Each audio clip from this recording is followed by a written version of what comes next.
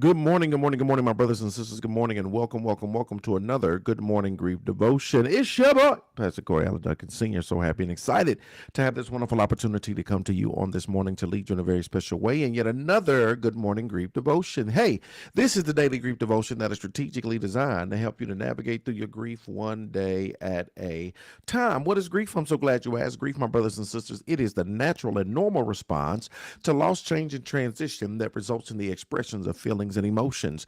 Grief is what you feel on the inside. Mourning is what you reveal on the outside. Therefore, we don't suppress it, but we express it.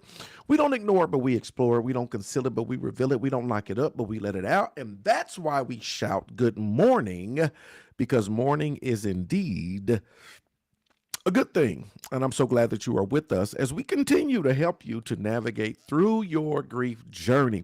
As we continue to help you to deal with the loss, change, and the transition that you are experiencing in the midst of your life. So thank you. Thank you for this wonderful opportunity. Make sure you like, share, tag somebody in this post. If it's a blessing to you, it's probably going to be a blessing to them. Without further ado, let's get to it. Today is day 99. This message is right on time. We're going to talk about I am not my mistakes. I am not my mistakes. You may have made a mistake, but you are not your mistake. It's what you did, it's not who you are. I hope you're able to make that distinction. You are not your mistakes. Yes, you may have made some. It's what you did, it's not who you are. You are not your mistakes. Let's talk about it, y'all. Here it is. Everyone makes mistakes, period. Everybody does, including me. I know I'm far from perfect. I make mistakes in my grief too, right? If I'm hurting, I might lash out unfairly at others. I treat myself badly. I stuff my grief inside me. I say and do dumb things. Uh-oh, SpaghettiOs. You ain't got to tell on yourself. But how many of you see yourself in this particular situation? How many of y'all see yourself in this, that you make mistakes in your grief too? If I'm hurting, how many of y'all have lashed out unfairly at others, right? How many of y'all have done that? How many of y'all have treated yourself badly? Right. Number one, we lash out unfairly at others. We bleed on people that didn't cut us, because when you're grieving, when you're hurting, sometimes you could just be all over the place, right? And sometimes we do. We lash out. we lash out. we lash out on people. We bleed on people that didn't cut us, right? So we make mistakes. Sometimes we got to go back and apologize. Yo, when I said so and so, please forgive me. Yo, when I did that, yo, I did, because grief, right, is coming out and oozing out and all of this stuff. And it doesn't justify it, but it helps if you really understand, if you get a clear understanding that we can make mistakes in our grief too, right? So what do? We lash out at people who unfairly. We treat ourselves badly. I tell you all the time, give yourself grace, right? And we treat ourselves badly. We treat ourselves badly. Some of us, we feel bad, and so we we do things to ourselves, right? Whether we feel guilty, whatever the case may be, we will treat ourselves badly navigating through the grief process. We stuff our grief inside of us, right? We do a great disservice to ourselves by stuffing our grief inside of us, by not expressing, by not revealing, by not going through the process. Think about it like this: you're punishing yourself.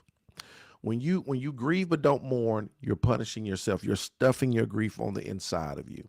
When you don't express, when you don't articulate, when you don't reveal outwardly what you feel inwardly, you are mistreating yourself mentally, emotionally, physically. You are mistreating yourself and doing yourself a great disservice when you go about your grief that way. Treat myself badly. I stuff my grief inside of me. I say and do dumb things. How many of y'all had said and done some dumb things? I mean, whoo. I'm talking about from just, light to all the way to the left, to where it's like, oh my God, I don't believe I said that.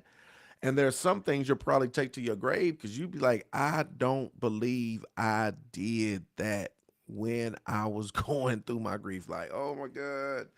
I don't believe I did that. I don't believe I said that, right? The bottom line is as you navigate through grief, we can say, we can do dumb things. But you got to remember, I made a mistake. I am not my mistake. Do not take on the identity of your mistakes, your mess ups, your mishaps, right? Because yes, I made a mistake, but I am not my mistake. Because when you're navigating through the grief process, you will say and do dumb things, right? We will say things that are unfairly. We will bleed on people that didn't cut us. We'll mistreat ourselves as we navigate through that. And I want you to forgive yourself because once again, I made a mistake, but I'm not my mistake as you navigate through this grief journey. Check this out, y'all. I love it. Here it is. But despite it all, I am not my mistake. I jumped the gun on that, but I'm not my mistakes. When I allow my inner wisdom to speak and act in the world, my contributions have impact. I am not my mistake. And when you allow your inner wisdom to speak to the world, guess what? Your contributions have impact. What you are able to contribute, it can, it does have a tremendous amount of impact. What you are able to contribute, it has a tremendous amount of impact.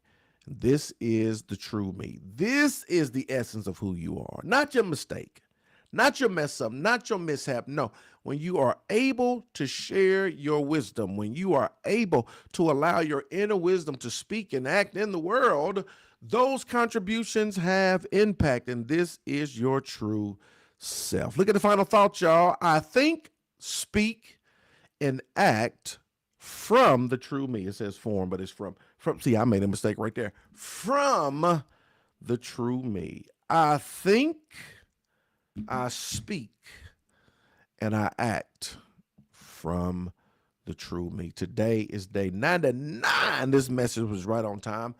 I am not my mistakes. Talk to me. If you got questions, comments, I would love to hear them at this time. If you got them, I want y'all to hold on to this word. Hold on to this word. I am not my mistakes. Questions, comments, if you got them. I don't want y'all to confess. This is not going to be a confessional booth. I don't need y'all to tell me the stuff that y'all done. Did this resonate with y'all? Have y'all made some mistakes? Have y'all done some things? Have y'all had to go back and apologize? Have y'all had to go back and get some stuff right and set the record straight and do some different stuff as you navigated through this grief journey? Anything that you want to add or contribute to the conversation, I love it. Anything at all. Anything at all. Anything at all. Anything at all. I think when you're grieving, it can make you snap at people. Yes, when you are grieving. And you know what part of that is? Part of that is when we don't part of that is developing a routine, is having an outlet on a consistent basis. Because we snap because a lot of times stuff is built up. We feeling some type of way. So it's like you got to relieve the pressure. Just like anything else. Um, a can of soda that's shaken up, it explodes, or just anything that has the potential to explode, you got to relieve pressure. So you can't even open up the can. If you shake it up, you got to wait a while before you open it because that pressure and all that stuff is built up and it's ready to explode. So you got to wait and allow it to be relieved before you can open up the can. So part of us relieving the pressure when it comes to mourning, when it comes to grief, is mourning. So you got to remember, and thank you for bringing that up. Grief is what you feel. Mourning is what you reveal. And I'm going to continue to draw a distinction between the two because a lot of times we use them interchangeably. But grief is what you feel. Mourning is what you reveal, right? And so you have to reveal what you feel. That's how you develop a rhythm of relieving that pressure. And it's something that you really have to do on a consistent basis. Because if you don't, then it's just build up, build up, build up, build up. And you feeling all of this stuff. You feeling stuff about the people that died. You feeling stuff about your life, about people that's here. You feel so much, but you never reveal. And so you're ready to snap because you got all this built up pressure, energy, grief on the inside. But when you reveal what you feel in a consistent fashion, you relieve that pressure, right? So that's whether you're talking to somebody every day, whether you got the rhythm of talking to a counselor, therapist, a coach on a weekly or bi-weekly basis, or I mean every other week, whether you're journaling, right? Whether you're expressing, whether you're something to where I can get this out. Something I need to get this out. Oh, I'm feeling this. I need to get this out. I need to say this. I need to get this out, right? If you keep an audio diary, some people do um book diaries, right? Some people you might do an audio diary. Everybody has a cell phone, just about. You have voice memos in your phone. You can go to your voice memo and you can just record your thoughts, you know. Um Grief diary, grief audio diary. Today is April 8th, 8:13 a.m. Right now, I am feeling blah blah blah blah blah blah blah blah blah blah blah blah blah blah. And I really don't whatever. It's getting it out, right? It relieves the pressure because I'm telling you, sometimes we just need to say it. Sometimes we just need to say it. Sometimes we just need to get it out because we're carrying something around nobody knows. We're carrying something around that we're harboring to ourselves. Sometimes we just need to get it out. So the more you do that, the more you relieve the pressure, the more apt you are not to snap. The more apt you are not to snap at people, right? And so, food for thought, building that daily, weekly, monthly rhythm. I think that's good. If you need to build in a daily, weekly, and monthly rhythm, right? Y'all listen to me. This is gonna be golden. As you go through this process, you need to build, and you can even extend it beyond that. But let's just say a daily, weekly, monthly rhythm, right? What does the daily rhythm look like? The daily rhythm may be um, the audio diary or a diary, a gratitude journal, or an audio diary or a diary, or whatever the case may be. It may be coming to this devotion and hearing this devotion and writing your thoughts out afterwards. That may be your daily rhythm.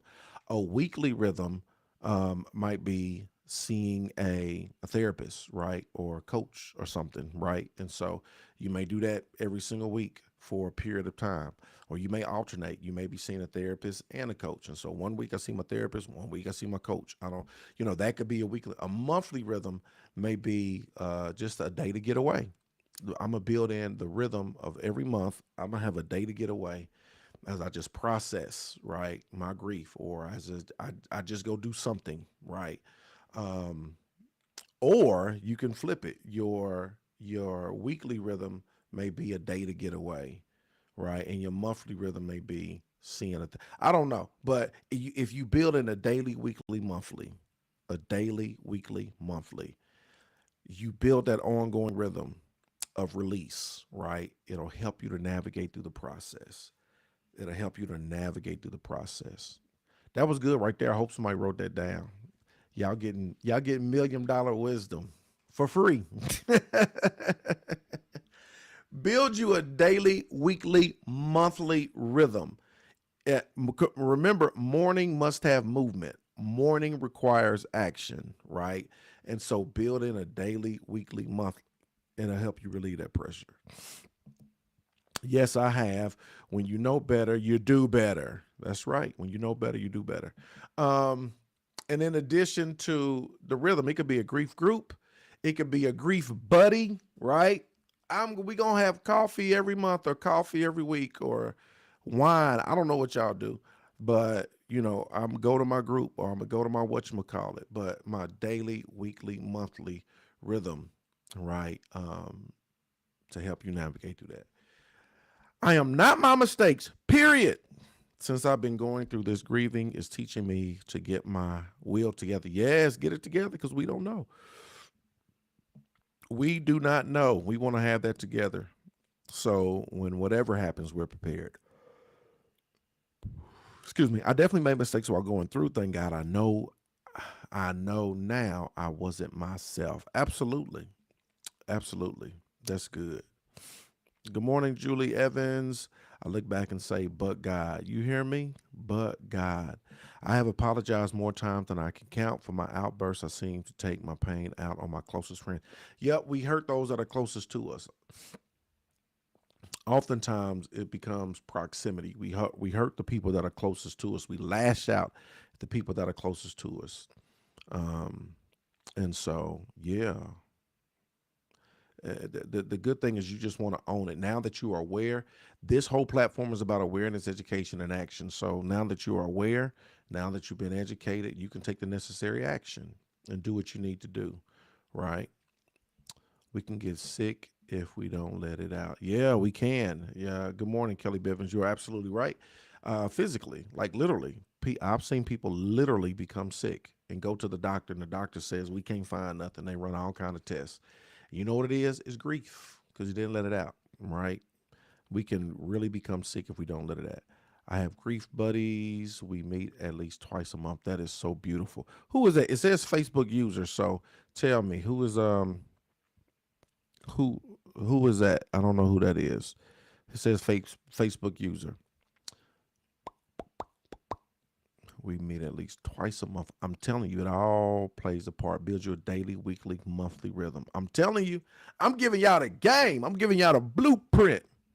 And it can look different, but it's going to help, right? It's going to help you to navigate through this process. So I want to encourage y'all, build that rhythm. You made a mistake. You are not your mistake. So don't take on the identity of your mistakes, right? And that's the world. That's the way the world is wired. Just said, Tracy, yes, Tracy, I got you. I don't know why it doesn't say your name.